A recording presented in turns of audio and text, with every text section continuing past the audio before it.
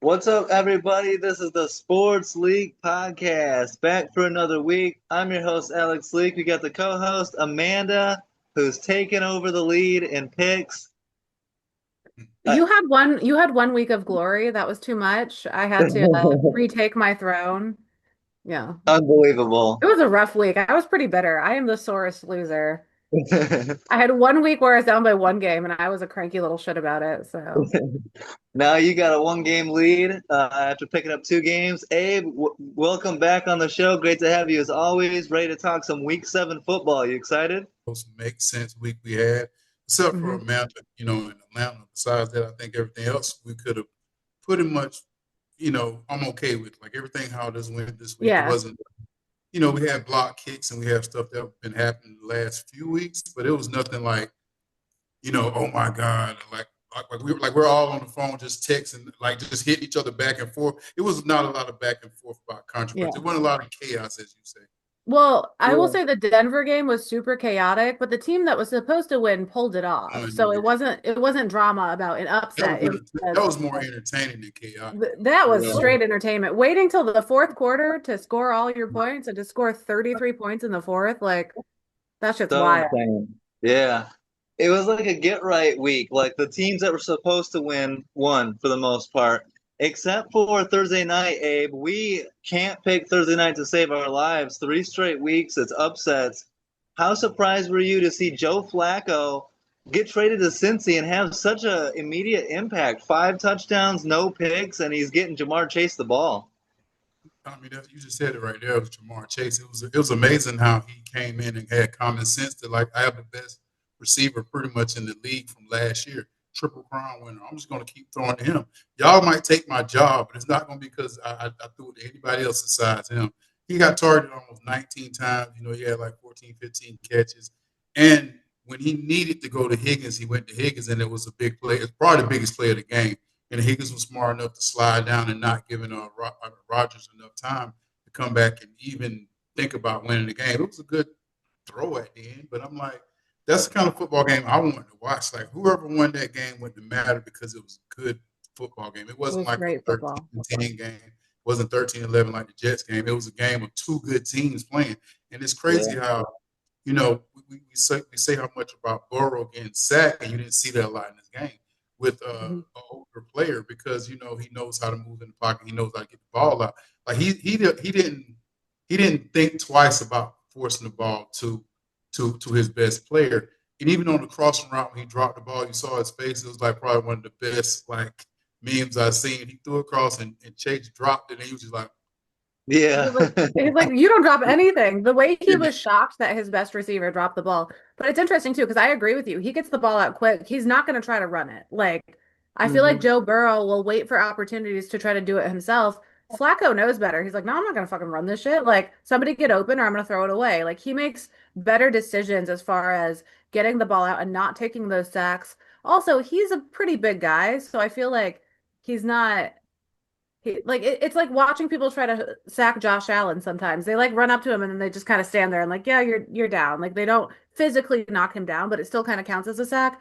I feel like I saw a couple similar like QB hits where like Joe Flacco could have gone down if he were a smaller quarterback, but he just kind of was like, good job. Like, hmm Well, and how crazy was it? The Steelers' offensive lineman's tackling his own 40-year-old quarterback, and Rodgers took some exception to that too.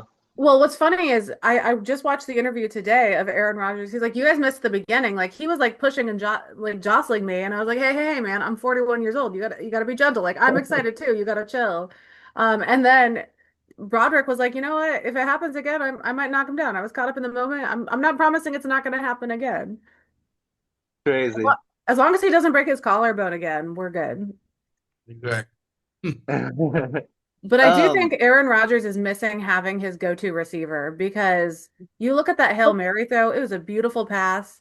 He just didn't have that Jordy Nelson, that whoever in the end zone that to get the ball to catch that Hail Mary. Not that Jordy Nelson caught any of his Hail Marys, but he needed his Jeff Janis or his, Richard what Rodgers. Richard Rodgers, yeah. Yeah. Well, Abe, we've been talking about the Steelers making a trade for another receiver or something here for a while. I think I found the perfect match. How about Jalen Waddle from the Dolphins? I think he would fit in next to DK really well, and he's much more of a route runner, a polished route runner, you know? There's a receiver who I think should be on the trade block if he's not officially. But I don't want him to go to Pittsburgh. I want him to go to Green Bay. Yeah. Calvin Ridley. The Titans aren't doing anything with Calvin Ridley. I would like to pull him on Yeah. over, especially because people are asking about Romeo Dobbs and Dontavian Wicks. So I feel like Green Bay might end up doing something before the trade deadline. But I think Calvin Ridley could be an interesting addition to any of these teams that need a solid veteran wide receiver. You're really pushing it, though. You're asking for Green Bay to do everything out of character, like draft a receiver, trade for Micah, and then I make was a gonna trade say deadline. they've drafted a receiver overall check. Like what's the third check mark? They've been doing it all Yeah. season, so Yeah. Abe, Aaron Rodgers still has quite a bit of arm talent. He throws 4 touchdowns in this game, and that Hail Mary was an incredible throw. Almost caught, you know? He's so good at those. that was the longest pass thrown by an NFL quarterback since 2017. Yeah. Ridiculous. Were you impressed by that, Abe? His arm talent still? No, it's Aaron Rodgers. It's and you got to think about it. It's nothing amazing. He did the same stuff in New York. It's just the team he had around him. Hmm It's like, I think he found a place that fit him, and I think that happens with a lot of players that we think are not great or not this. You know, Sam Darnold. You got a lot of guys. You know, like golf. You got a lot of guys. They just switched quarterbacks from L.A. to Detroit and took both of the teams upgrade. And but it's literally was just two guys being in different situations. And I think people got to understand that's just how football is. That's, if you're not in like it's different if you're like a DN or if you're a linebacker, you can kind of jump in and if you're physically gifted to do stuff, okay, yeah, you know, like I play in, so whatever team I went to, I knew I would be good. Like I can beat a tackle. But if you're saying you're a quarterback and having to scheme and having to learn your teammates, and let's say if you don't have a deep receiver, if you don't have a guy that you can like Amanda said, you don't have that like loyal receiver, that guy that you can depend on. Like I'll throw it up because I know he can get it, and you still learn that with DK. So, but I think he's definitely in a regime with him and Mike can talk to each other, and it's more. It's hmm not really coach player. It's more like player player. Like what up, player? Yeah. I'm good, player. You good, Yeah. player? We gonna do today, Mhm. player. All right, you want to do this, Aaron? Yeah, I want to throw that motherfucker down the field. He's all we gonna down the damn field. This your team. All right, cool, brother. Yeah. High five. Yeah. I don't see the pyramid lineup with Tomlin at the top. I see him kind of like Yeah. captain and And that, first that's mate what vibe. that's what Aaron Mhm. Glenn. That's what Aaron Glenn didn't want. Aaron. Hmm I Yeah. But mean, then you look that's at how that's successful Tom Brady was in Tampa, but they literally involved him in coaching and game plan decisions. If you have a quarterback with that much tenure who's won a Super Bowl and who's been that successful, let him be involved. Yeah. Like telling him to sit down and shut up when obviously he knows what he's doing is kind of crazy to me. Yeah, I feel like Green Bay could have done more of that, Hmm you know, to make him happy and to keep him involved. And yeah, but great to see the Steelers playing well and the Bengals. Maybe the Bengals can keep this up until Joe Burrow comes back. Let's go to Sunday morning in London. The Rams and the Jags. Rams jump Do out to a 21. What's up, do you guys Amanda? think we're still mad at England or something? Because I feel like we give them the absolute ugliest games possible. Like we just send all of our trash games to England. We're like, hey, you want to see something ugly? Here you go. Like it's so bad. Well, this should have been a good game, but Jacksonville just completely no-showed, 4 turnovers on downs. Every time they got into field goal range, they stalled, and then they refused to kick field goals. I was rooting for Jacksonville because I picked them, but they looked terrible in this game, John. And you've been trying to come around on the Trevor Lawrence train. You know, after the Chiefs win, it was like, all right, maybe they have something here, but they looked terrible in London. games this year. Like we're gonna get some games that gonna piss us off, and luckily we didn't have to wake up for this game. I don't think we even really tried. I mean, I don't think No. nobody was like Oh, I intending watched the to. whole thing. This game had nothing to do with any of our lives. Like literally, the Rams, the Jags. Yeah, I don't really care if we talk about this game. Yeah. So we don't care if there's something crazy happening in London. If we miss this game, oh well. But I think that this is just part of the NFL this year. It's just like teams are coming out one game playing exceptionally well, giving us all the gleam and giving us all the things. Then they'll go to London or they'll go to a team, and then it's like, did y'all wake up for this game or what? And it's literally like, think about Atlanta going to Carolina, not scoring a point. Kansas City and Vegas is what we expected. So I'm not going to go over, but you do expect we expected 3 points, 7 points. That was a massive destructive game, and it shouldn't be an NFL team that get beat like that. I don't care if it's 13-4 or 13-2 or whatever. 13-4. You want two safeties? That's worse than putting up 0. So I'm just saying, but in this game right here, and like I don't think Trevor played terrible. Like you said, they went for a 4-touchdown. This is the new NFL, and we thinking about it. If a lot of teams didn't go for it on 4th down, how different would the numbers be now? Mm-hmm. People are going on 4th point. It's just like everybody trying to shoot threes, like it's a Curry situation. Okay, but they doing the tush push now. We got to do something to stay on the field too. Sure, they want to go on 4th down. Hell, we got to go on 4th down. They got I blame Dan Campbell. You look at the going for it on 4th down. What did I say? The Packers going for it on 4th down and turning over on downs this week. I said, I guess we're just Dan Campbelling today. Like it's a verb now. Yeah, and whether it's Dan Campbell or analytics or whatever it is, it's just too much. And just like in basketball, why it's too many threes and not enough mid-range, not enough getting into the paint, it's too much analytics in the NFL, too aggressive, and you're costing your team. I mean, the Jags could have had 12 points with field goals if they just kicked them, so very frustrating. But the Rams are looking good. They get to 5-2 and go into their bye week. So we'll see if they can keep it rolling. Let's talk about my Chicago Bears, Amanda. The Bears jump out to a 20-0 lead. Saints pull within 20-14, but the Bears win 26-14. What are your thoughts when you look at the Bears? They started 0-2, but 4 straight wins. Do you think it's just going through an easy part of the schedule, or are they starting to get things rolling and figure it out? I think they're figuring some stuff out, but I do think the easy schedule is helping them figure some stuff out. Like when you're playing the Saints, who have 4 turnovers in a game, you don't really have to focus that hard on other things. I mean, DeAndre Swift running 19 times, like perfect. That's an area they needed to work on. They needed to get him more involved. After last season, where their run game wasn't really moving as much, we're seeing them focus on things, but they have the time to focus on it now and still pull off wins against their easier part of the schedule. So I think they're just doing a great job of taking advantage of easier matchups. Yeah, Caleb Williams didn't play that well, but the rest of the team around him stepped up. And Abe, I was happy to see the Bears defense start to play better these last couple of weeks. Dennis Allen seems to be getting more out of him, and he got revenge on his former team on Sunday. Yeah, 4 turnovers by Spencer Rattler. I mean,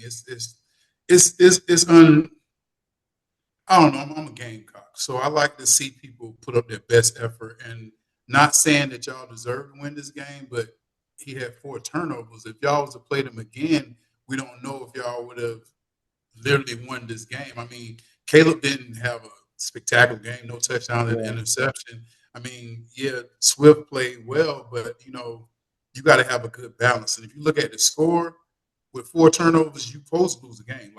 I mean, when I played years ago, it was more like whoever wins the turnover battle. They didn't really care about how many points you had, how many yards they had. It was like time of possession and who has the most turnovers usually win the game. And you have 4 turnovers as a quarterback. Yeah. You don't tend to win those games. We can go back to golf when he did the 5 interceptions, but I'm just saying that usually that's not a term of endearment. Like, okay, we can have 4 turnovers and win this game. No, Yeah, I do think it's going to be hard for the team to rally behind Spencer Rattler coming off of that one. I'm just glad the Bears' final score wasn't 25-24 like it had been their past 2 matchups. It was getting a little creepy. Yeah, I'm glad for once it wasn't a nail biter. We got to sit back and kind of enjoy it. And I said this going into the season. The Saints are really going to struggle this year. They don't have a quarterback. Spencer Rattler, Jake Hayner, Tyler Shuck. I just don't see much out of any of those guys. So it's going to be a long season for them, and we'll see if they can draft somebody.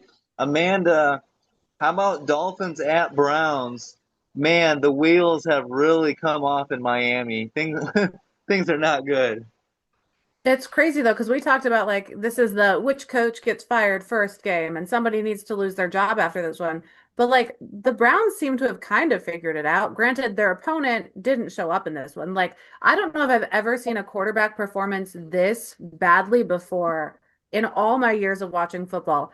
Tua, 100 yards, three interceptions, zero touchdowns, a 24.1 passer rating. Do you remember when Green Bay brought Malik Willis in to start and Jordan Love was injured, and I was like, his rating is 36. He would have a better rating if he just spiked the ball in every play. He'd be 39.6. Tua would be so much better if he just threw the ball onto the ground in every play in this matchup. That is insane to me how poor his performance was in this game. And then you have the coach throwing the quarterback under the bus, the quarterback throwing other players under the bus. Like, what a dumpster fire.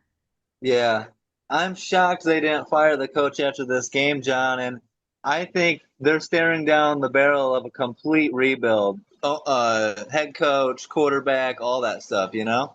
Move on. Even him saying hopefully that Tua doesn't throw 10 interceptions.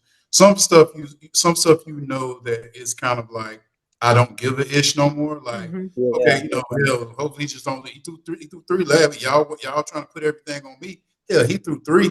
Tua coming out and saying, stuff about his team, which I didn't have a problem with. He was just saying, y'all being late. I'm tired of everybody. I'm trying to call it out to the media now. I try to tell y'all, don't do this, don't do this. So I'm letting everybody know. I'm letting the organization know. I'm letting the owner know. I'm letting everybody know. People are not showing up. Like, people are not coming to this. I don't think that's wrong for a leader to do. Apologizing was the problem to me. If you said the guy's name, or if you said something directly, like, like Woody Johnson, like, that was some bullshit.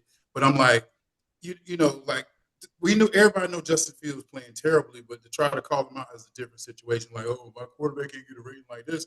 Well, maybe if you draft better players, you can go right back to the owner. Like, y'all had Yeah. Aaron Rodgers, and that folks been the godsend, and he didn't do shit for us 2 years. So you still talking trash. You went and hired Aaron Glenn. I didn't hire Aaron Glenn. So all the stuff you're trying to talk about the quarterback that you paid, $40 million. I'm like, chill out. Like, chill out. That's why I kind of like the old football into a certain aspect, because we couldn't talk like that. But I'm glad that these people get to speak and have their own mind and they can say what they say. Because there are a lot of opportunities that I didn't have the opportunity to tell. Like, this coach told me not to do that.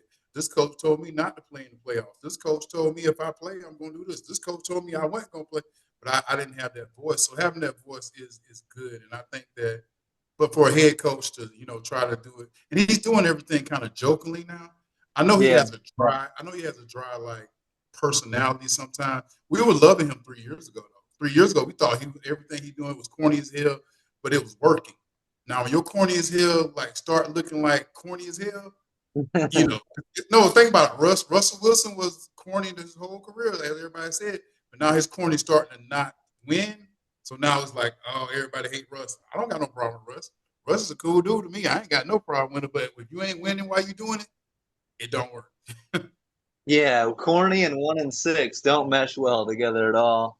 I think the Dolphins are, yeah, they're gonna be, firing their guys soon. They benched Tua in this game. They expect him to start next week, but I just don't see much there. And Cleveland, good win, gets a 2-5, but not a lot to say about them either. And then, yeah, I agree with Mike McDaniel. I hope Tua doesn't throw 10 interceptions next week because that would I be do. crazy. I do. Wouldn't that be a record? I think it'd be fun. This season's all crazy and messy. Do it. Yeah, why not? Do it, man. Um, Yep. how about Patriots Titans? Mike Vrabel faces his former team, and at first, Amanda, the Titans were up 10-3, and I was like, "What's going on?" Mhm. But the Patriots got it rolling, took care of business in the second half, and win 31-13. And the Patriots, they've won 4 straight, and they're looking pretty good already.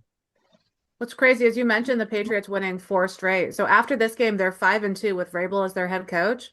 The Titans only have four wins since firing Vrabel. They're 4-19 since they fired him. The Patriots have Terrible. more than that than in this season alone. Like that's crazy to me.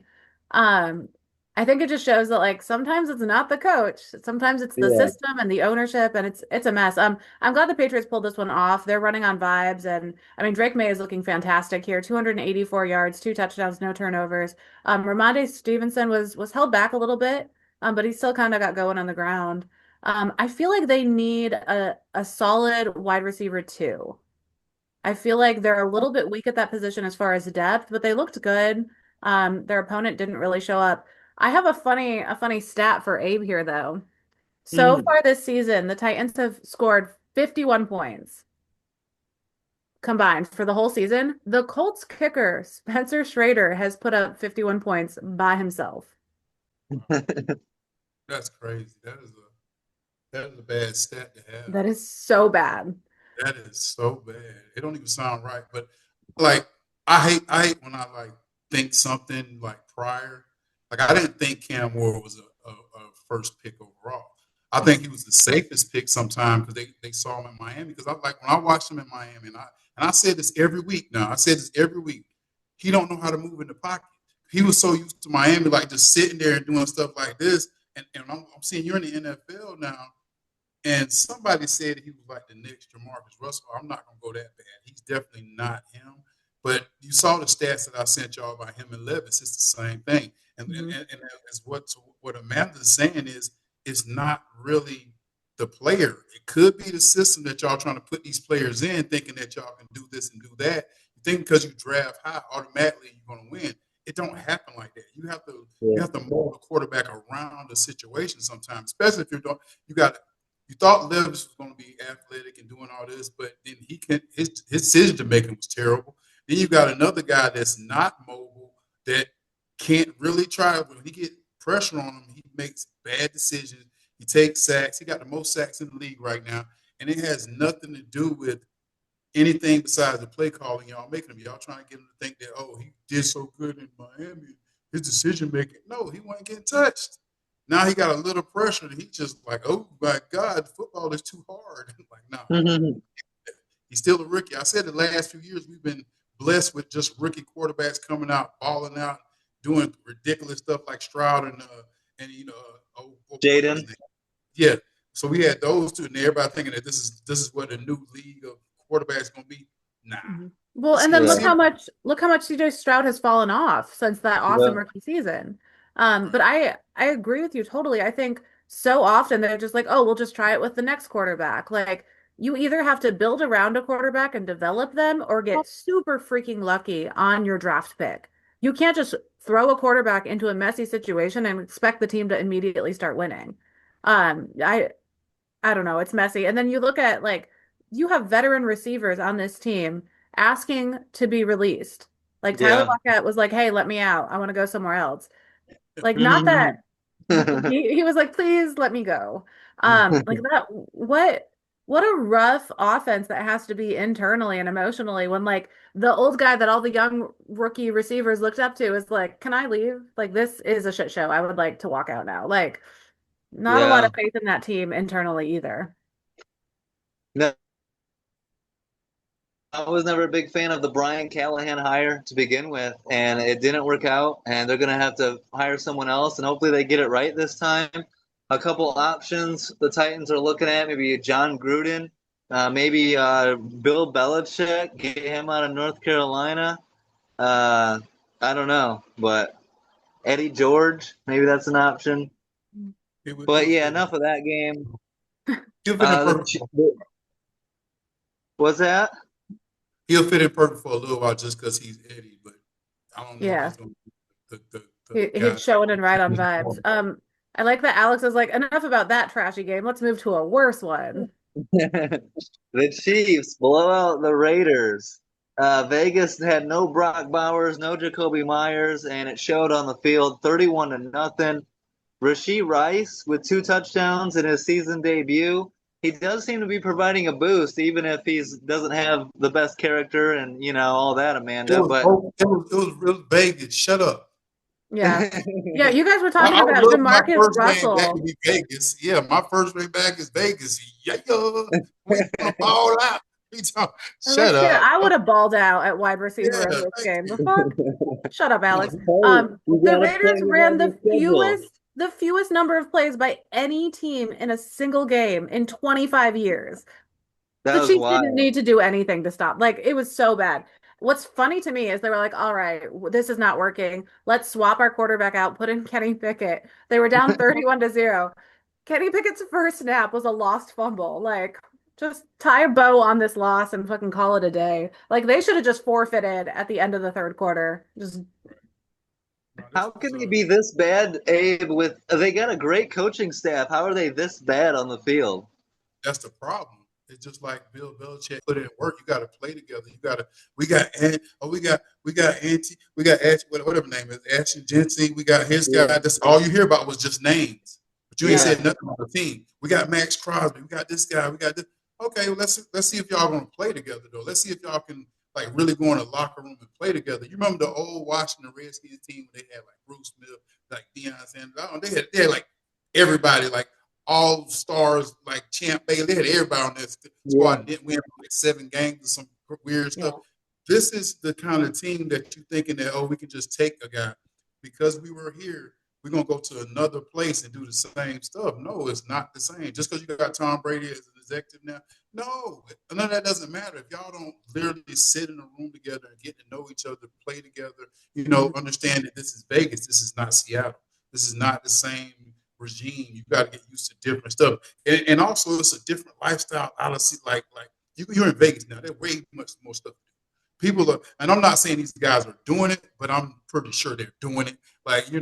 they're in the casinos, like after, and then they're losing now. They're going to casino, just sitting there, gambling, wasting time and stuff like that. There are so many places and things to do in certain areas. Like I'll tell you, Atlanta is tough. It's tough to win in Atlanta because I always tell them, just stay from downtown. You stay from downtown. Now they take Atlanta and take it from like right downtown and move it to like Flowery Branch, like the stadium. Man, you might see the best team ever. Just like Green Bay is good because they in Yeah, no Green Bay. distractions. Yeah. New England Buffalo, was what the great fuck else is because Buffalo doing? that's why you see these teams being good. But I'm not saying it's not possible, but I'm saying it's a lot more than just taking players and sticking them on a team and saying that we got names. Yeah. Yeah. It's crazy if you look at Ashton Genty's interview after this game, he looks like he's been working in the mines for the past 20 years. He is so emotionally burnt out. He looks tired. He looks so over it. So rough season, but with what Abe said, individual talent does not make a successful, cohesive team. Yeah. Completely different things. But I vote that they free Max Crosby and let him come up north. They said they're not going to, but you never know. Is he If someone serving a offers life sentence? Is he being punished? Like, I know they said they're not him, going to, but like, why? yeah, yeah, and it's not like they're a year or two away either. Like, is he a convicted felon? Is this his life sentence? He's just imprisoned until he dies or retires? Like, I don't understand. Hopefully the Raiders get it figured out soon. I liked this game. This is a better matchup. The Eagles at the Vikings. Carson Wentz against his former team. And Abe, we've been waiting all year for Jalen Hurts and this offense to get going. Hurts with a perfect passer rating in this game. Were you impressed with the Eagles offense? No, I mean, I think they've been this way the whole year. I mean, you got to understand it's different teams, it's different options, it's different opportunities. Like if they played the Vikings again, I don't know if they'll still play this well, but they played well enough to win. The record is, I think they're still the best team right now. I think they're still the Yeah. team that's to beat. I think they're just, they learning this year right now. They learning the players that they have right now. And then also, like when I text y'all, I was like, can AJ smile now? Like we trying to make everyone happy. Everybody, and we ain't even got what 50% of Saquon yet. So wait till we get Yeah. Saquon back really playing well, and the offensive line getting more adjusted to playing again. And it seems like they're building now. It seems like they're showing that this is the squad that we want to be at the end of the year. Just like we did, I told you last year was the same way. The last year they started off slow, then they got into their momentum, and they started playing well.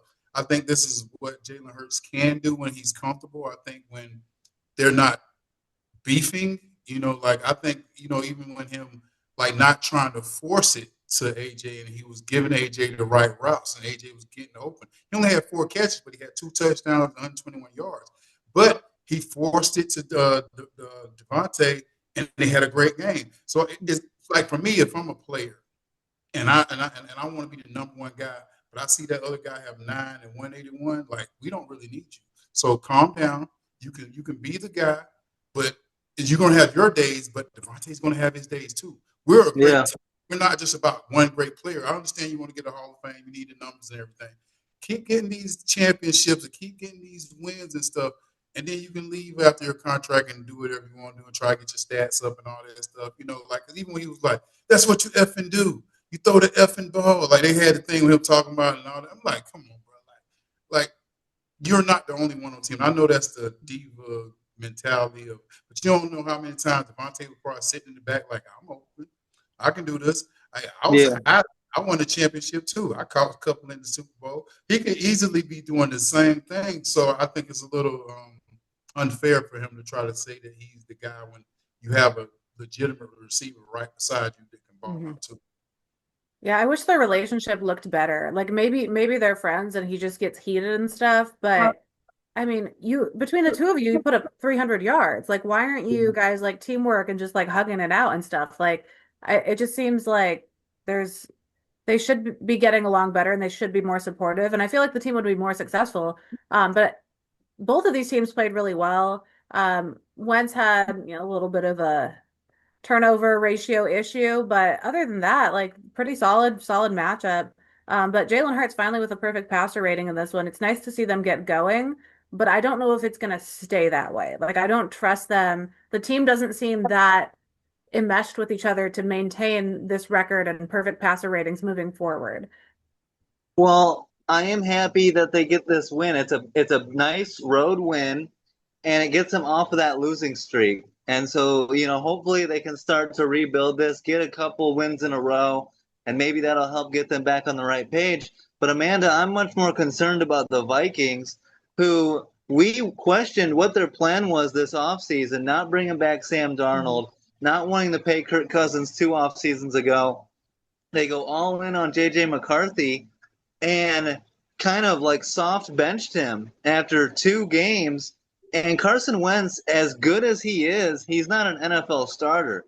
And I think the Vikings are starting to see their season slip away here. They've got so much talent, but I don't see them making the playoffs without a quarterback, I mean, they've mismanaged the team. Like, if we can sit here and watch them and watch the draft and say, oh, JJ McCarthy would be great for this team to develop behind a starting veteran quarterback, and they continually do the wrong thing, they deserve not to win. If you're not going to treat your baby quarterbacks well and develop them properly, like, I'm not going to root for you to win. I'm not going to feel bad for you. Like, I could see this playing out 2 years ago from the draft when they let Kirk Cousins go. Like, this is what you want. We kind of missed the announcement for the Eagles this week, bringing Brandon Graham back from retirement.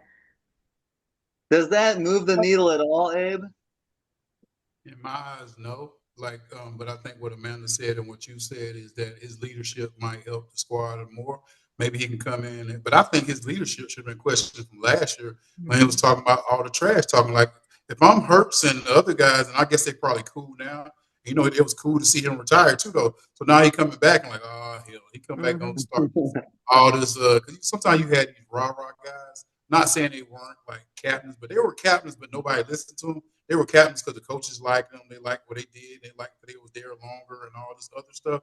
But then the players, we didn't really respect them as captains. And I was on the team when I was in Arizona, and there was a guy that was a captain. I'm like, how the hell is he a captain? Nobody knew the F him.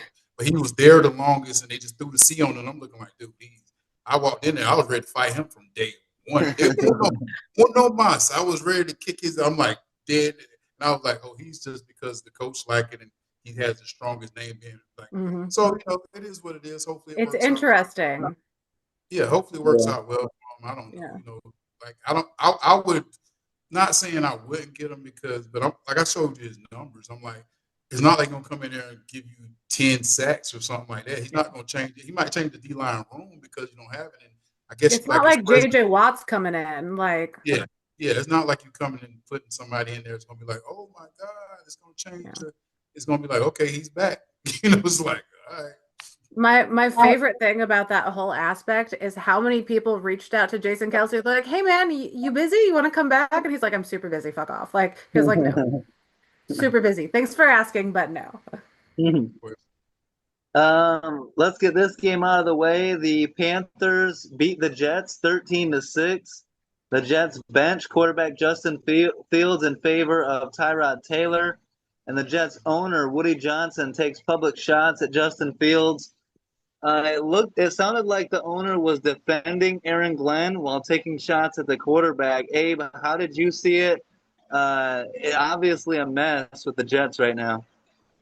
You just said it. I mean, you said exactly how you felt, and you said what everybody else saw. Everybody else saw the same thing. He said, this, and also he's checking his own back too. He might have told you. Gotta understand, like there are things that we don't hear, and things that we don't know.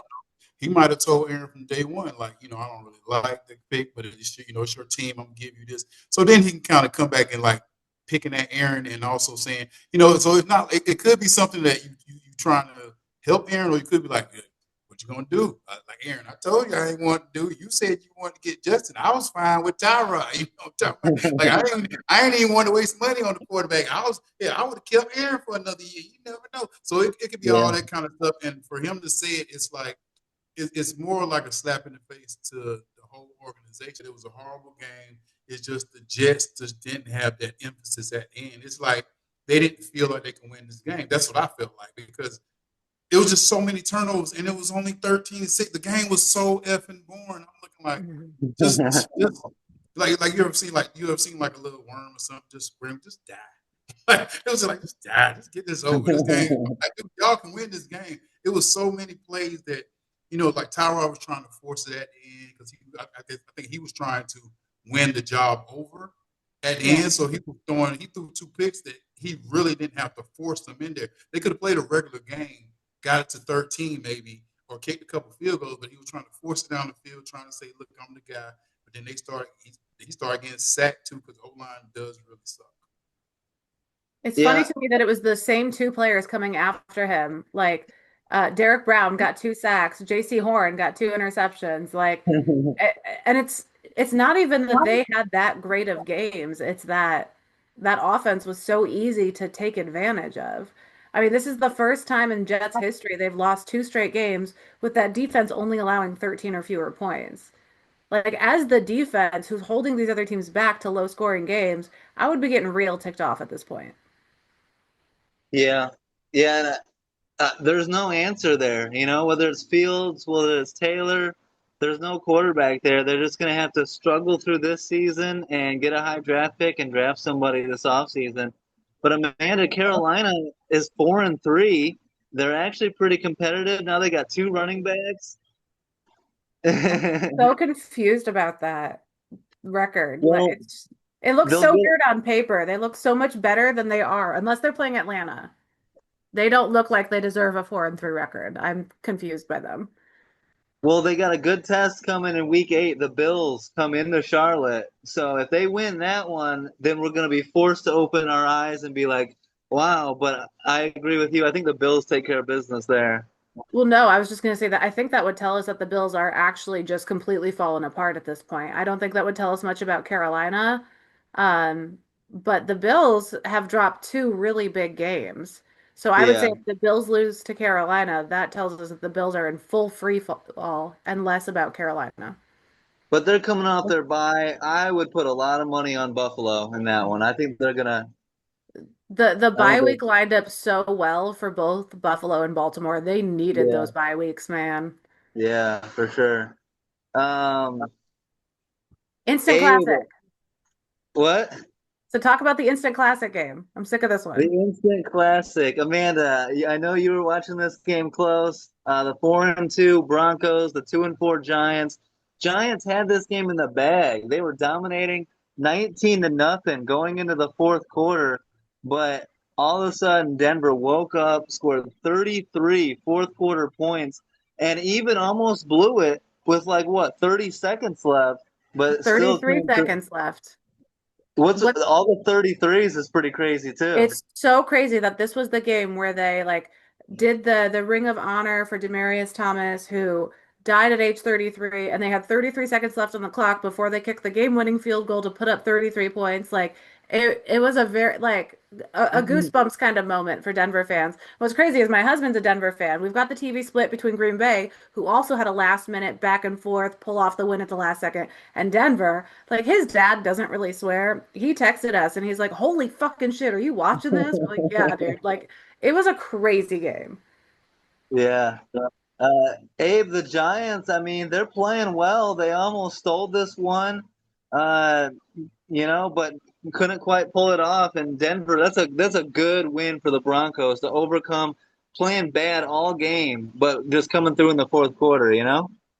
Yeah, I don't see how the hell you say they tried almost stole it. They lost this game, period blank. Mm-mm. They gave up 33 points. They didn't even steal the game. They was Yeah. whooping their ass. It's not stealing.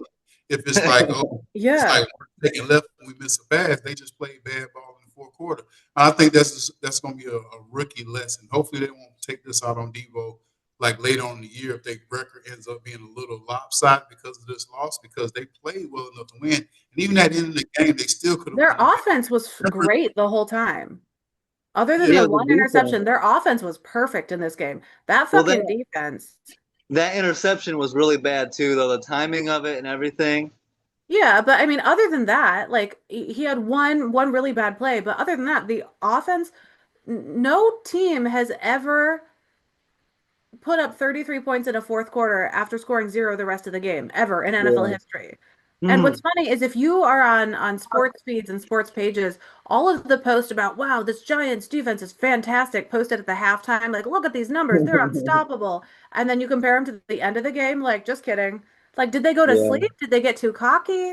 Like, I feel like they were just feeling themselves too much after the first half of the game and just kind of relaxed a little bit too much going into that fourth quarter. To me, this kind of happens sometimes. You get desperate. You're down. Your game plan hasn't worked for 3 quarters, and you just say, "Fuck it, scrap the game plan. We're just gonna start throwing. We're trying to move the ball as fast as we can." And a lot of times, as a young quarterback, they get into a rhythm.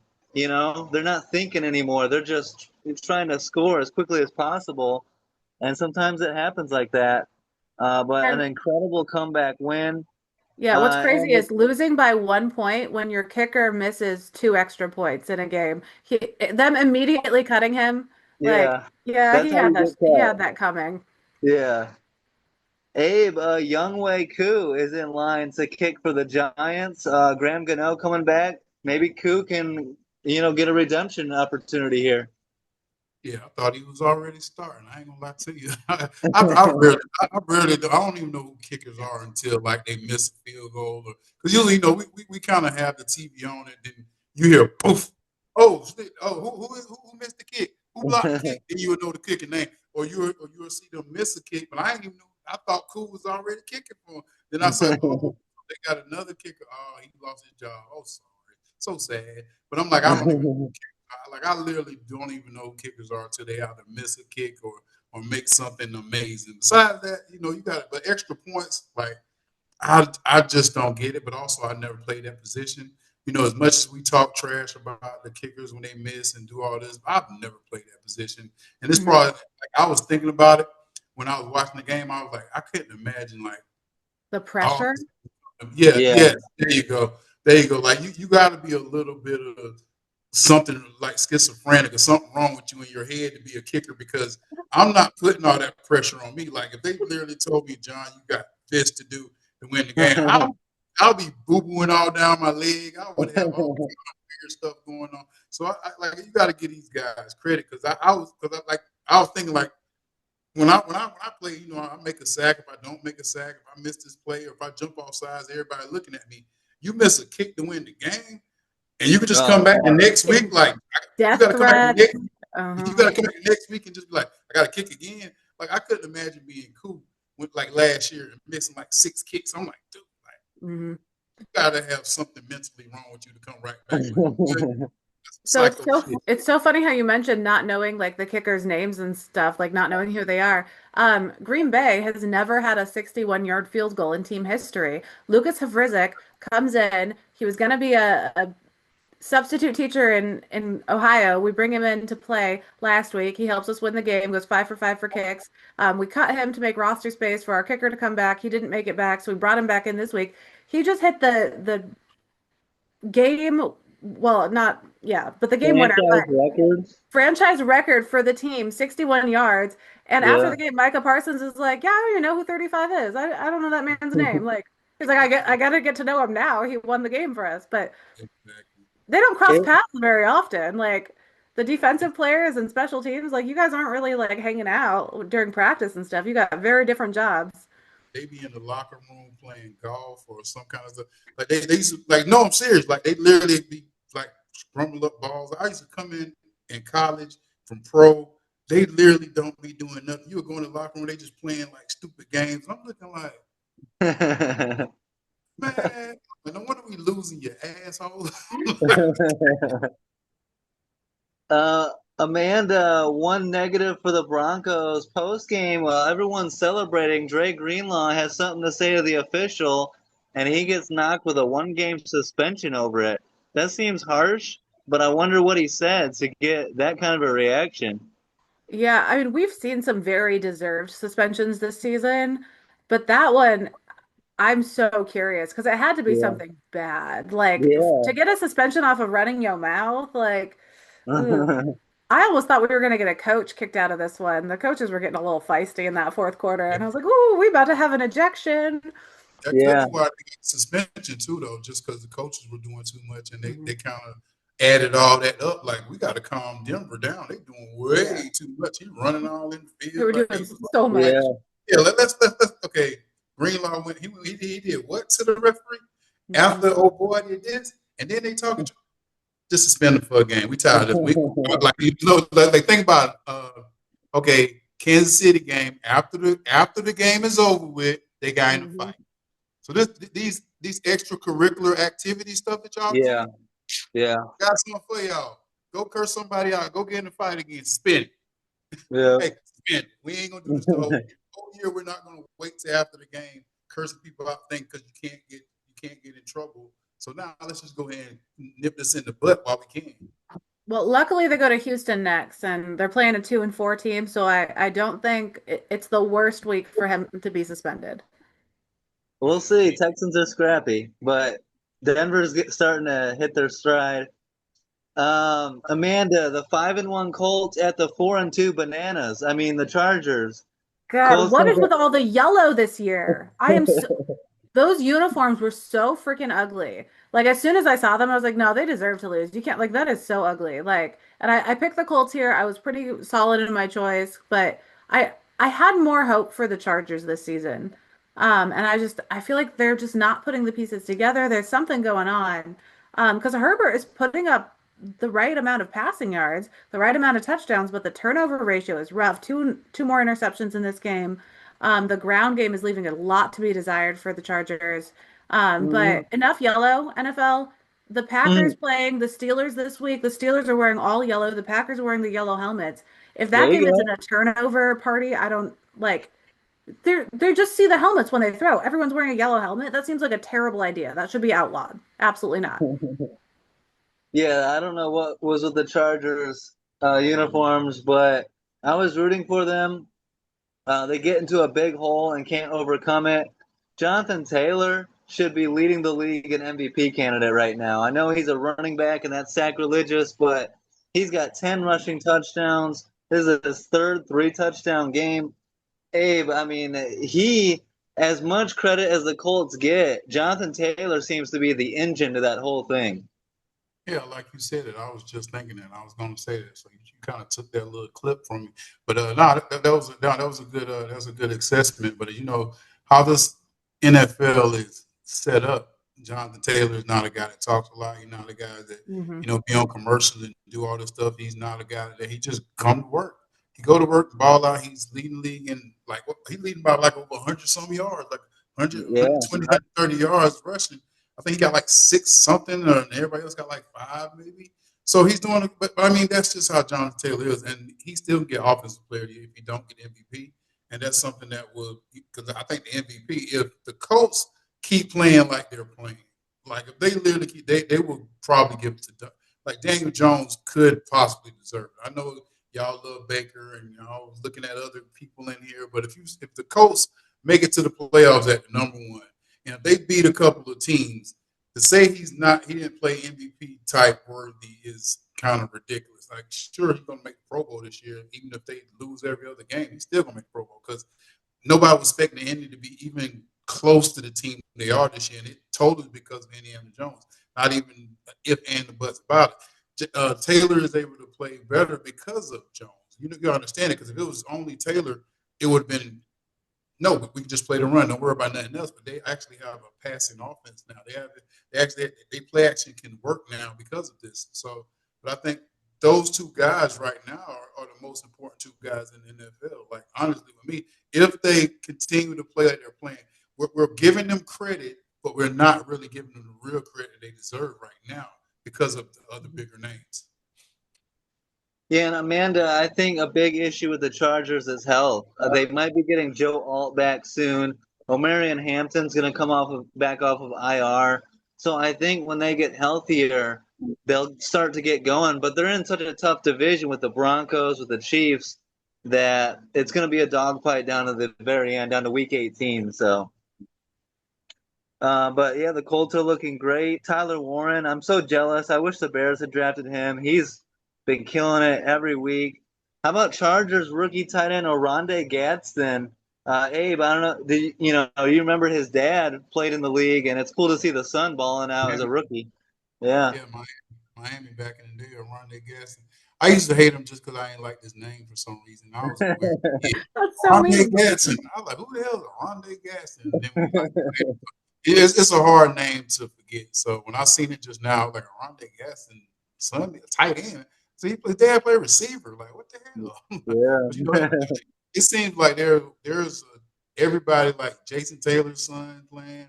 You got everybody's son is playing. Doesn't it make you feel so old? Like, yeah, I used to watch your dad in the 90s. Shit. I feel unfortunate sometimes. I got all girls, but I'm still happy to have my girls. It's like, dude, it's automatically in the blueprints. And you can ask Alex. I was sending Alex videos of my daughter today, right? And she was like, Dad, I was playing like you out there. I said, you were, but you're a girl. You're a girl, damn it. So she had like 5 sacks. She was out there balling. She had like 5 sacks. Yeah, playing her little flag football. But I'm looking like just seeing all these names. It definitely a blast. I wanted only boys for that reason. I was like, girl, like women's sports are cool and they're starting to get a lot more momentum and attention and stuff. But like men, like their sports are just so much more prime time. But I wanted only boys. I feel you on that a little bit. Like girls are so special. I need to catch up on our group chat and watch the videos. I was at parent teacher conferences, but I love that she wants to play like you anyway. That's so cute. Let's go to Commanders at Cowboys, and a big win for Dallas. They jump up to a 20-8 lead and double up the Commanders 44-22. Jaden Daniels exits with a hamstring injury. And Amanda, the Cowboys have quietly started playing decent lately. Dak Prescott's been balling out, and now that you have both CeeDee Lamb and George Pickens, that's a hell of a wide receiver combo. So my issue is Dallas hasn't been playing bad all season. Their defense has been not showing up. Yeah. If like 40 points, 44 points, you look at what they've done this season on offense, they've had a perfectly fine season. Like their lowest scoring game, I think, was 14 against the Bears, but that was like what, week 2 or week 3? It was Yeah. early, but most of these games they're putting up 27, 30, 40 points. If their defense would show up in a game, we finally saw them do that here, they would have won so many more of these games. Like the Green Bay game, there is no excuse for your defense letting another team put up 40 points. You drop 40, you should fucking win the game. Like, it's unfair to the offense to let the other team put up 40 points. Yeah, and it helps. You can be a bad defense, but when you score on defense and help the offense out, then at least you're contributing. And they got a pick 6 from Deron Bland. Abe, are you buying the Cowboys a little bit right now, or do you think that they're going to fizzle out at some point? I choose to skip the commentate on this game. I don't even want to care about this game. Y'all can talk about it. I'm going to the next. I'm ready to talk about the Packers and Cardinals. I don't care about either one of those teams. I don't care what happened with the Cowboys. You're mean today. No. I don't really care about the Cowboys and And I'll wait. I'll the wait. the Commanders are struggling. There's something off in Washington, and we'll see if they can get it turned around. Daniel's injury. Yeah, it's rough. But we see some teams overcoming these veteran injuries really well, and other teams struggling with it. Obviously the Commanders are missing some starters, but I mean, your best running back ran for 33 yards. Like, you weren't Yeah. gonna win this game. Yep. Yeah, you have to be balanced. Some teams are not even trying to be balanced. But Yeah. Amanda, let's talk about your Packers. The Cardinals get out to a 13-3 lead, but the Packers come through in the clutch. They make the plays they have to do. They convert that fourth down. Micah Parsons with some very timely sacks, and they're able to get a big win, 27-23 over the Cardinals. You got to be happy. Not, the Packers aren't running away with anything, but they're at least doing enough to get the wins they need to get. Well, the wins and the tie. It's crazy to me as a Packers fan to see Green Bay leading the NFC. Like, we are the best team statistically, but it doesn't feel like that. I don't feel cocky. I don't feel like it's just weird to see because I'm like, well, they only have one loss, 1.5 losses, but there's just something about them keeping these games that close and not winning in that like pronounced way that feels off. Like, I'm not buying into them being the best team in the NFC right now. And we've got what, 7 teams at 5-2? That's crazy. Like, the Yeah. NFC is so competitive this year. And I mean, this Cardinals team has to be so frustrated though after this one. They're the first team in NFL history to lose 3 straight games after leading by 7 or more points in a game. Like, every week Well, they've got a lead, they're comfortable, and then they lose. yeah, it doesn't help when your head coach is turning the ball over on downs in Green Bay territory late in the game either. I mean, they need to be smarter than that. Um, They were feeding off of each other with the turning over on downs and going for it on fourth. There was so much of that in this game.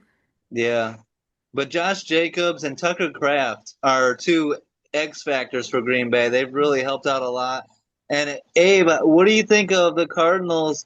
Jacoby Brissett, I know he's 0-2, but the offense I think has looked better with him out there than Kyler Murray. Yeah, personally, I think it's more consistent. I think he's the better quarterback at that position right now.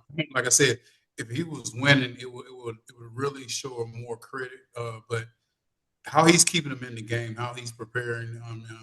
You can't help because of Michael Parsons coming around the corner. It's Michael Parsons that he had nothing to do with that. I don't care who it was. They like when you see somebody get a sack that fast, it has nothing. It has nothing a quarterback can do. Like you give him like 3 seconds at most, and he getting around the corner in 2.1. So there's nothing you can do with it. But I think his leadership is more of like the quiet attitude and coming to work type. And I think it's communicating with the whole squad. The whole squad just looks a lot more, I guess, gelled than they did when they have Kyler. Because I think a lot of them don't trust Kyler on what he's going to do, like whether he's going to throw it Yeah. or run, whether he's going to make a decision. Like even how he got hurt, the last time the ball hit him in the face, and you kind of don't see teammates I guess, running around him. Like because you see a quarterback get hurt or something happen, you see a lot of players coming. Oh, you good, you good, you good. You don't see that with him. Like I'm like, you don't see like, okay, with Aaron Rodgers, like you're saying, for instance, the tackle jumping and tackling him because they felt like they can do that with him, even if he didn't like it. You got to understand, like the kind of aura that you protrude that people feel comfortable enough to do that to you is a cool ass aura. You might be Yeah. mad about it, but it's like you don't really see that with Kyle. You don't see people doing a lot of high fives, or you don't see people coming like when he's on the ground. They're gonna help him up, but you don't see like the lineman trying to fight and stuff. And that's what you want when you're a quarterback. You want a quarterback that people will fight for. Like you want to see that the receivers have his back.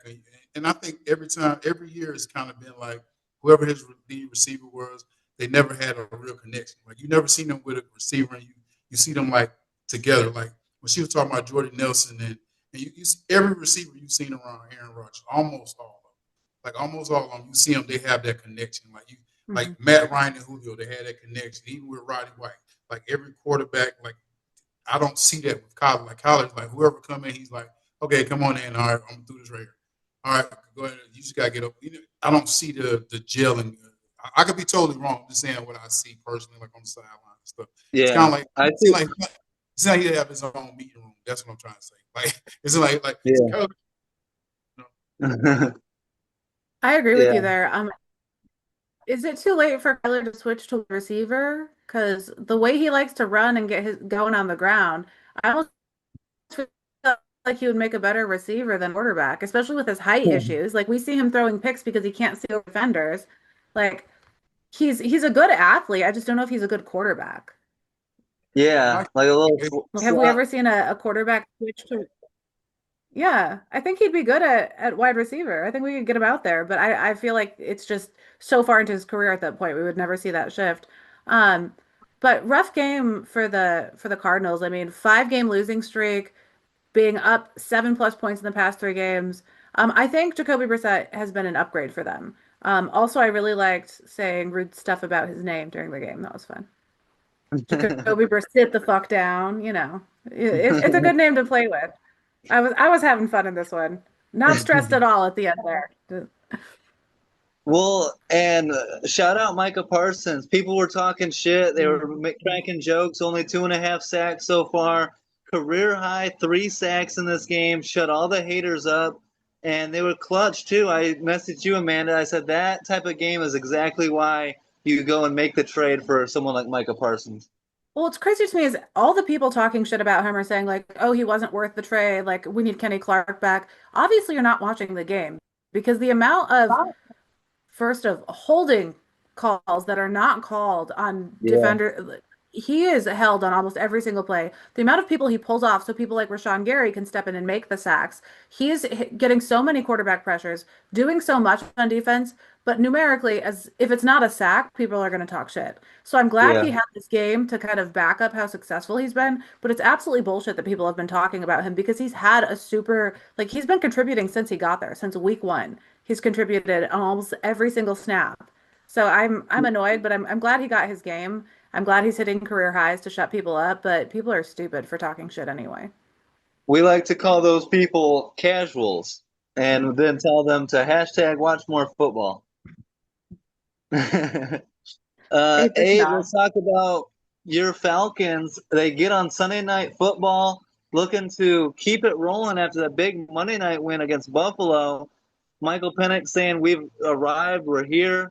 This was a great opportunity to keep that going, but unable to do it against the 49ers. What did you think? I mean, to me, what stood out is the Falcons. If they could have held the Niners to a field goal late, it would have been 16-10, and then you could still go win it. They allowed that 3rd and 13 to be converted, and then a 1st and goal. That situationally, they need to do better. They got to get off the field there, you know? Yeah, football, like Michael bought more than just sacks. And I was telling Alex, I'm like, 3 sacks against the Cardinals ain't really shit. It's the Cardinals. I mean, he's supposed to be. It's not. That's not why we bought him here. It's not because of that. I'm sorry you said it, Alex, but it's not because of the Cardinals. It's with all the other teams that it's for the bigger teams and the better teams, not the Cardinals. The Cardinals are not the reason why you bought him there. You didn't beat him to get 3 sacks in the Cardinal game. That's not the reason why. Trust me. It's for the playoffs. It's for when you need like the important games, the teams that you see, the Chicago's, the teams that you see all the time, the Detroit. Those are the teams that you bought Michael Parsons for, not the Cardinals. Trust me. But my Falcons, back to my Falcons. My Falcons were due to. It feels bad because I really do like these guys as people. When it comes to Penix, I believe in him, but I always felt like he was a frail guy. Like even him, I think him getting hurt in this game, we don't know if he's going to be playing this week or not. Now they're talking about Kirk Cousins might be playing this week because he got a little knee bend. So for me, it just seemed like every time we have confidence in these guys, you kind of see the faulty throws, you kind of see the bad judgment, and not necessarily turnovers, but it's just like if you watch like he'll throw like a little too short, or he'll throw a little too far, or they won't get Bijan really into the game like they need to. But I think the biggest point of this game being out of hand was Christian McCaffrey. They couldn't control Christian McCaffrey. He was running. I told my homeboy, I said, dog, he's running straight down the middle. It's not like he's not running stretch plays trying to take it outside. So this showing that the D line isn't as great as we thought it was because he's running right down the throat of the defense. And Diablo got hurt, so that definitely had something to do with it. The Yeah. change aspect of when you're trying to run the ball. But that was an attitude game for San Francisco. And this is one of these old school Green Bay, Chicago terms you hear. That's the attitude. You got to have some attitude behind it. You got to be a rough, tough team. And they just out tough these guys. If you look at it, they out toughed them on offense. The offensive line, I don't know what the heck went on with Trent, but he must have told these other guys, like, we're going to beat the brakes off these guys up front. We're going to give it to them all day. He threw James Pierce Jr. around like he was 5 years old. He was just throwing James' little ass around.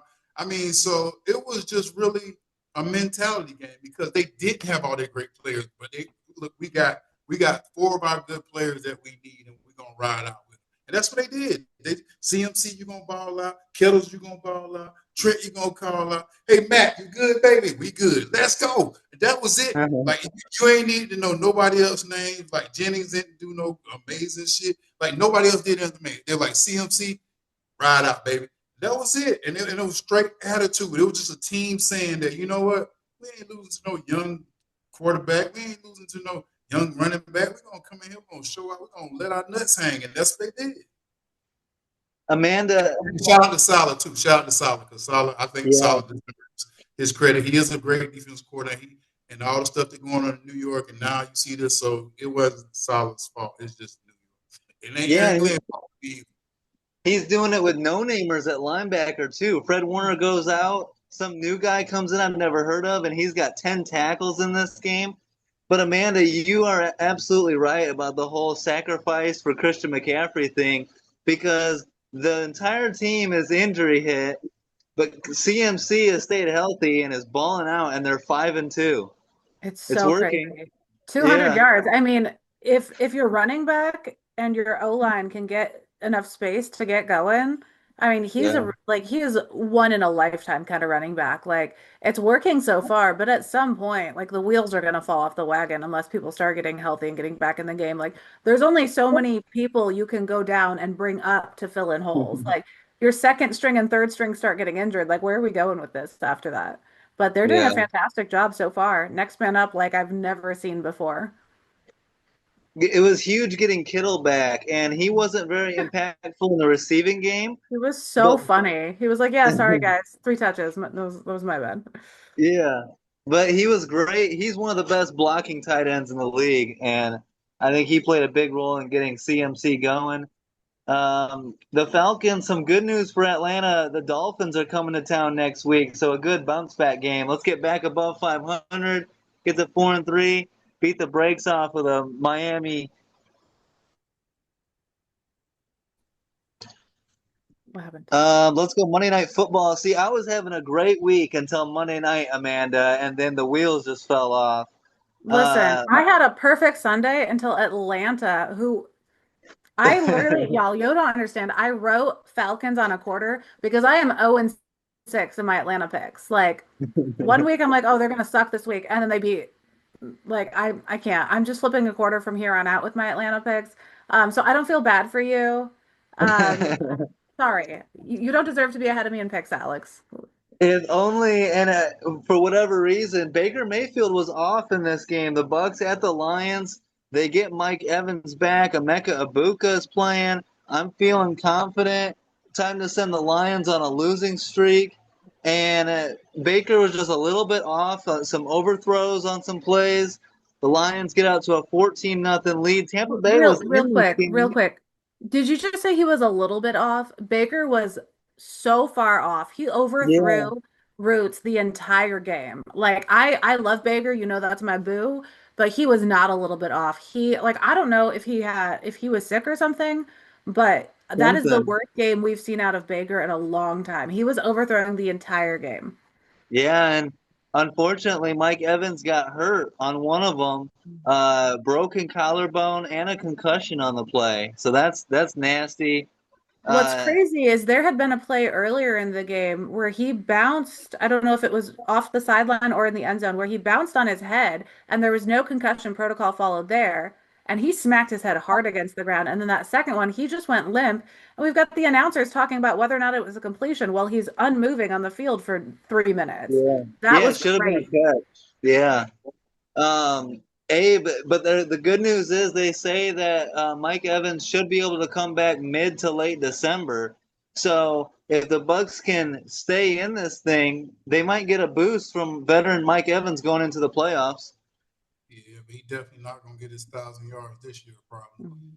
Let's something amazing happen. He's able to get. They just feed him. But I just think Baker got what he been asking for. People just Mhm. they were laying his ass out. They were giving him heat. They was bringing everything to him, and he was not able to break those. But I said it like he can't do that all year. Like Mhm. I Yeah. love him running like that. But he can't do that all year. I guess Detroit was like, if you're gonna do all that running, try to do that magic stuff, they would they was hitting him and they got him out of his game. Like you can only take so many hits and you can only be so tough as a quarterback because after a while, like you gotta understand, your eyes start getting like this too now. Like you start getting these, oh Lord, and you gotta throw the ball. I don't, so you can go out there. You know what I mean? I'm going to hit you if I have to. So I think Detroit just really manned up, and they like, look, we're gonna come after. Like we're not going to let him run the ball. He's not going to get beat us through the middle and do one of these little dink passes. He's not going to like bully us. And they just became the bully. I think they bullied Baker and they got Baker into a off game, and then like losing losing Mike and all this other stuff. It's kind of like let's just get this game over with. We Yeah. lost. We're good. We lost against Detroit though. Detroit played hella well, and it is what it is. Man, Well, I think the most interesting thing about this game is I was confident in Detroit in this one. I just felt like the Bucks couldn't continue doing what they were doing and have it be successful after this Detroit team. But every single one of their secondary in this game was a backup. yeah. Not a single starting secondary player. So the fact that they went in there and still, I mean, their coverage was so good in this one. They looked fantastic. And we've got like the defensive fronts both played well. We had 4 sacks for each quarterback. I mean, it was a great game for Detroit. Very, very pronounced win. The Bucks have a lot of holes and a lot of little issues that I feel like Detroit has been watching game tape and took full advantage of here. Yeah, they did a great job. Shout out to Kelvin Shepard. He's done an excellent job with that Mhm. Lions defense. And Amanda, you were all over this when they drafted him. Jahmyr Gibbs, he started out as a change of pace back, number 2. He's a great pass catcher. He's really starting to come on here. Was this his third year? And he's Mhm. had multiple 200-yard games. Like he's just such a crazy weapon. He was my absolute favorite pick in the draft that year. And Detroit, I mean, you look back at how successful their draft picks have been the last 3 seasons, Yeah. impeccable. They're the Yeah. best drafting team we've seen in the league over the past 3 seasons. I hope we get a rematch of these two in the playoffs. Whenever the Bucks and Lions get together, it's great football. All right, then lastly on Monday night, the Texans at the Seahawks. Seattle jumps out to a 14-0 lead and wins 27-19. Seattle really dominated this game, Amanda. Will Anderson Jr. with a big strip sack, fumble recovery touchdown that looked like it might swing momentum and get Houston back into it. But the Texans' offense just never could get anything going throughout this game. Yeah, CJ Stroud has just fallen off so much since his rookie season. But I just feel like his weapons aren't really doing much. Like they're not meshed well. They're not playing that well together. Like their chemistry is off. I mean, Dalton Schultz is amazing, but he put up almost 100 yards here, so that was good. But you look at how Nico Collins and CJ Stroud just aren't connecting as well as we're used to seeing.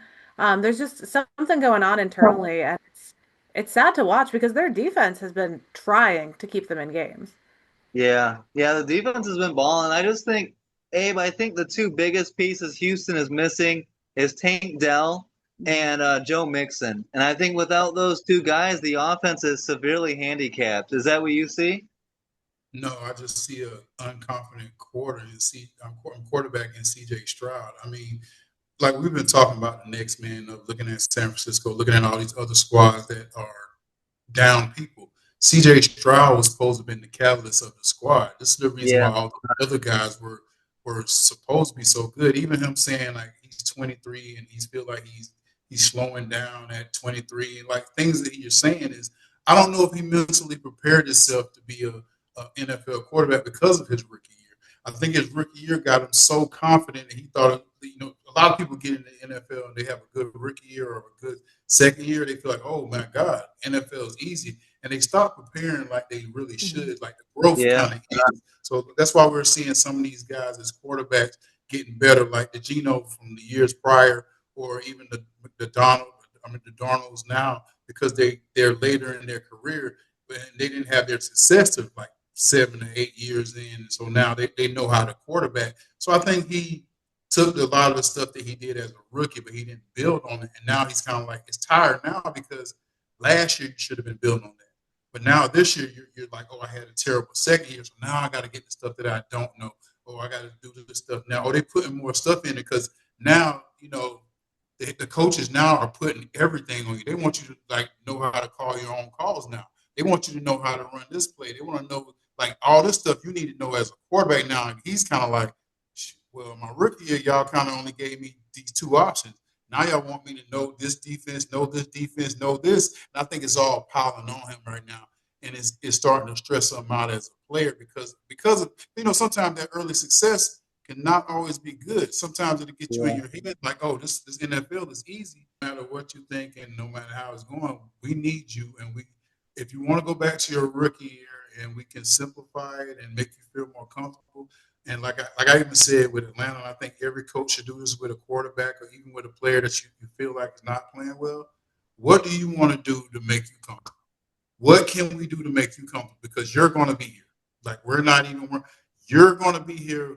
What are plays that are going to make you feel comfortable so we can get the ball out of your hand and get you back to the CJ that was the rookie season with all the confidence? Because we don't feel like you're confident now. Yeah.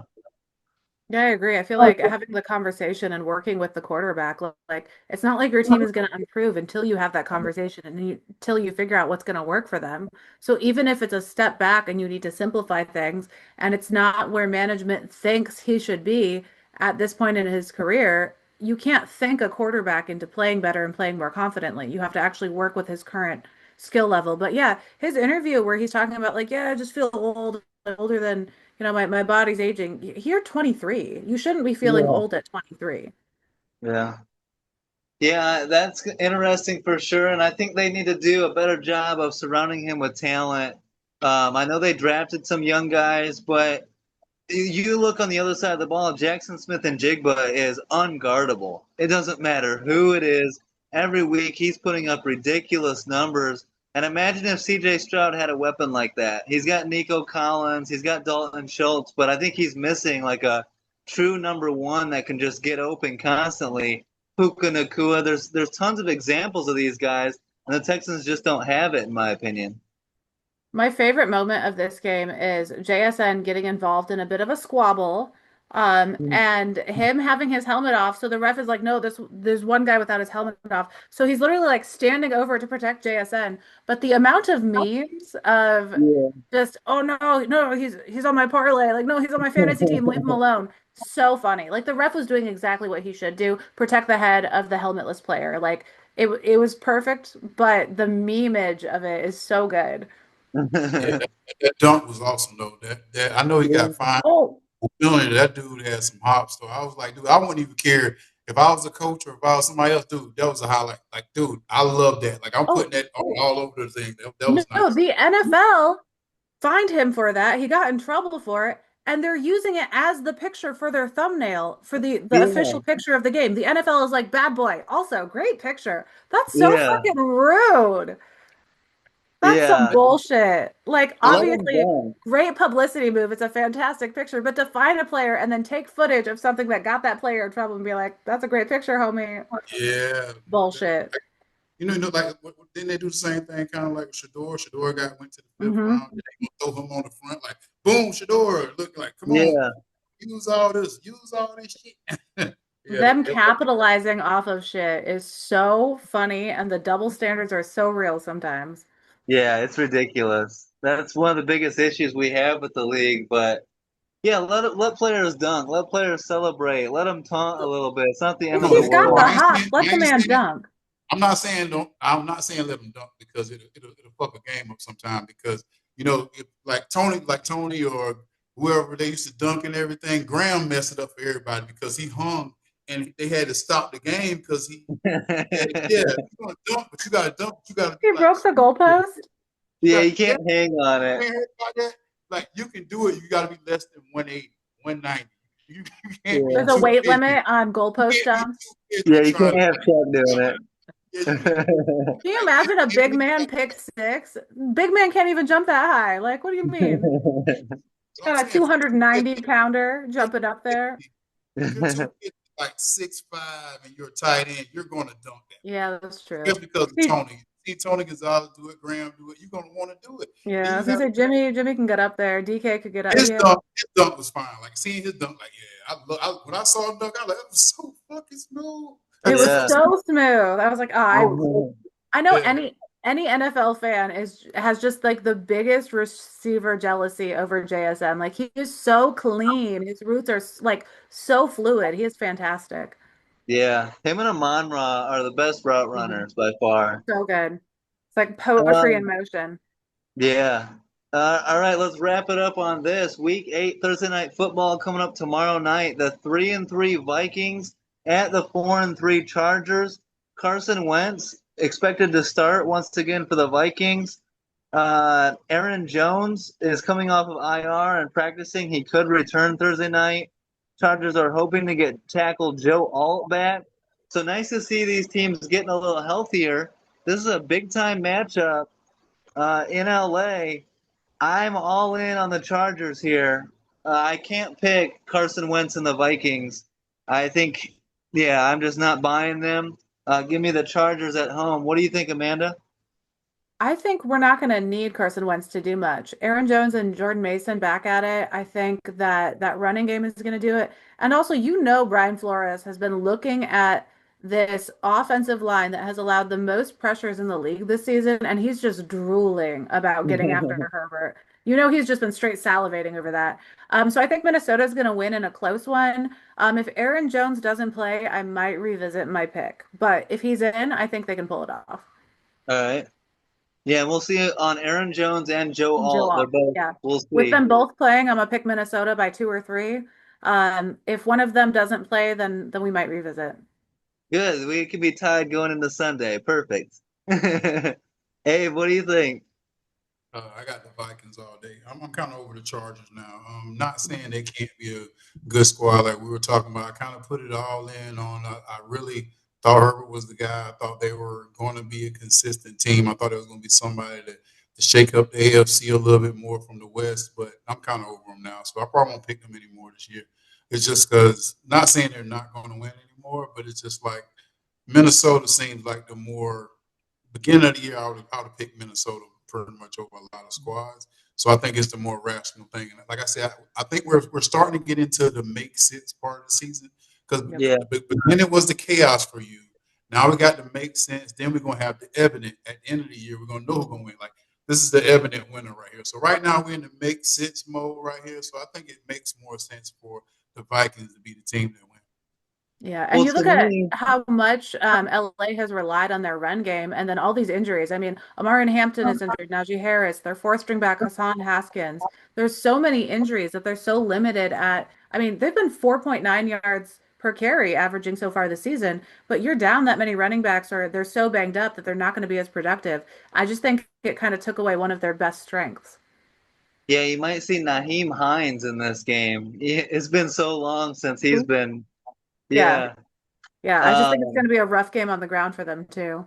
but Abe, I see it as a make sense game in this scenario. Justin Herbert, Jim Harbaugh. It makes sense for them to get a win here over Carson Wentz. I can't pick Carson Wentz if he's on the Chiefs or the 49ers, the best team in football. I got no faith in Carson Wentz.